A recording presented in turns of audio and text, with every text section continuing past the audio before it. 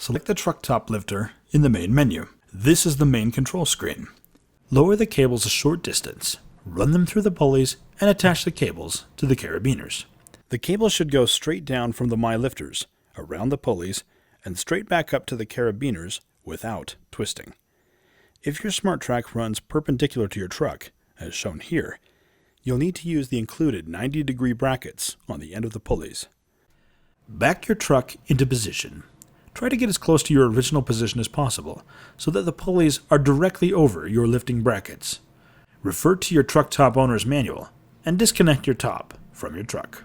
Using the app, lower the cables until the pulley blocks touch the roof of the truck top. Attach the pulleys to the lifting brackets using the included pins.